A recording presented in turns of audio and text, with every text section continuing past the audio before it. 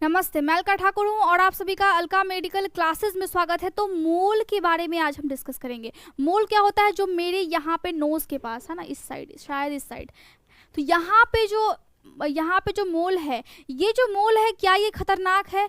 मैं इसको क्यों नहीं हटवा रही हूँ? क्यों नहीं? क्योंकि ये मुझे अभी तक कोई भी हार्म नहीं पहुँचा रहा है, इसमें कोई भी ग्रोथ नहीं है, मतलब ये अपने साइज से ज़्यादा बड़ा नहीं हो रहा है। सेम ऐसे ही इस महिला को भी है। लेकिन यहाँ पे देखिए, अगर ये जो वाली मोल है, ये अगर अपने साइज से बड़ी होने लगे तो फिर दिक्कत हो सकता है, वो कैंसरस सेल हो सकता है। अगर मैं बात करूँ कि जो मोल है वो क्यों हो जाता है, बॉडी में हमारी एक कोशिका होती है जिसको हम बोलते हैं मिलेनोसाइट, और ये जो कोशिका है ये स्किन के किसी एक जगह पे गुच्छे की तरह बढ़ने लगता है, जिसकी वजह से वहाँ पे मेलानिन का प्रोडक्शन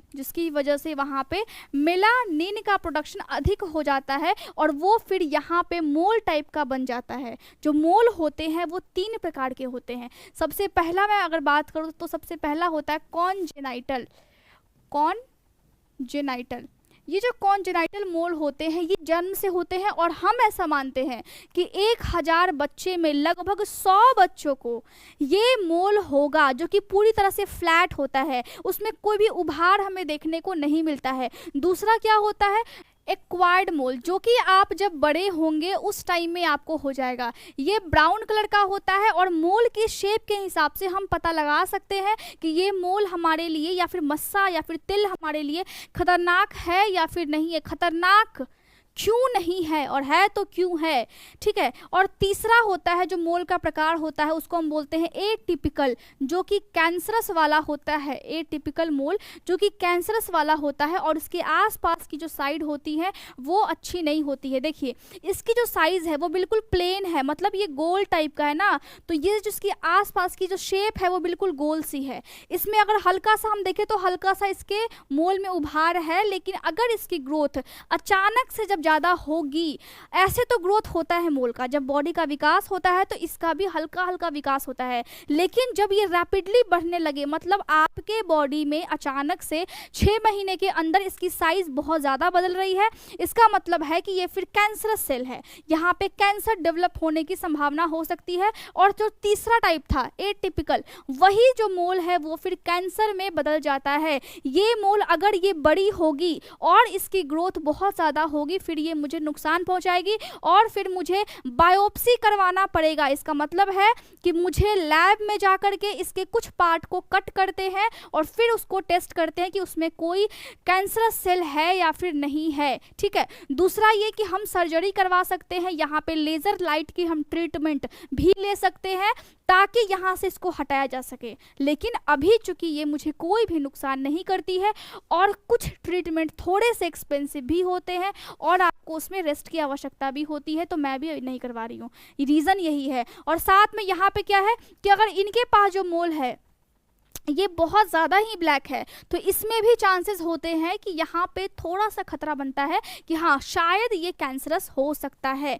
अब एक और होता है जिनके पीठ पे इस टाइप का हो जाता है, नॉर्मली हम इसको क्या बोलते हैं, यहाँ पे बोलते हैं हम इसको एक्वायर्ड मोल, क्योंकि ये समय के साथ या फिर धूप में जाने की वजह से हो जाता है, तो इसको हम बोलते हैं एक्वायर्ड मोल। इसीलिए धूप में उतना अधिक ना जाया करें।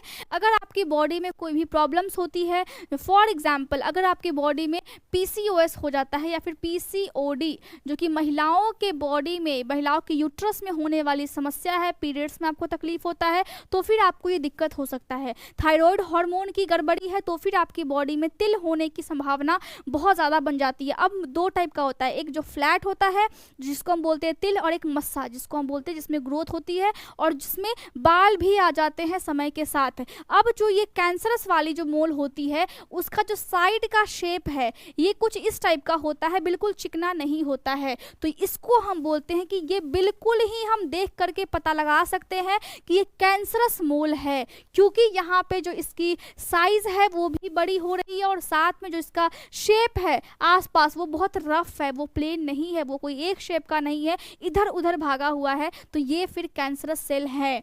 अब यहाँ पे आपको यही समझना है कि जो सारी चीज़ें होती है बॉडी में उसके लिए आपको तैयार रहना है, आपको सीखना देखना है, आपको समझना है, आपको सबको जा कर के बताना है। आपके पास कोई पेशेंट आएगा, क्या बोलेंगे आप कि हाँ अब आपका जो मोल है वो कुछ इस टाइप का है, अब मुझे किताब देखना होगा, तो मैं टेस्ट लिखता हूँ, पहले मैं किताब देख लेता हूँ, ऐसा बोलेंगे क्या? ऐसा नहीं बोला जाता है। आपको देखना है पेशेंट को। पेशेंट बहुत ज़्यादा परेशान होता है, उसको साइकोलॉजिकल सपोर्ट भी चाहिए, उसको आपको फिजिकल सपोर्ट भी चाहिए आपके ट्रीटमेंट से, क्योंकि आप जब मेडिसिन देंगे तो उसको फिजिकली कुछ ना कुछ बॉडी के अंदर चेंजेस आता है। तो दोनों टाइप का आपको ट्रीटमेंट करना है, साइकोलॉजिकल भी और फिजिकल भी। इसके लिए आप तैयार रहे, या इसके लिए आप बिल्कुल अच्छे से पढ़ाई करें। नॉलेज को गेन करना है, अगर इस लाइन में है नॉलेज होना चाहिए, क्योंकि आपके हाथ में बहुत सारे लोगों का जीवन पड़ा हुआ है, बहुत सारे लोग आप पे विश्वास करेंगे। तो किसी का विश्वास ख़त्म करके आप अपने लाइफ में आगे नहीं बढ़ सकते हो। आपको खुद को तैयार करना है कि आप उस चैलेंज को फेस कर पाओ,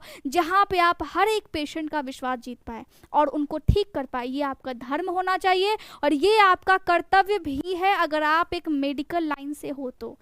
मैं समझती हूँ कि आज मैंने आपको समझाया है, अच्छे तरीके से समझाया है। कोई भी डाउट होता है आप पूछ सकते हैं। Thank you so much.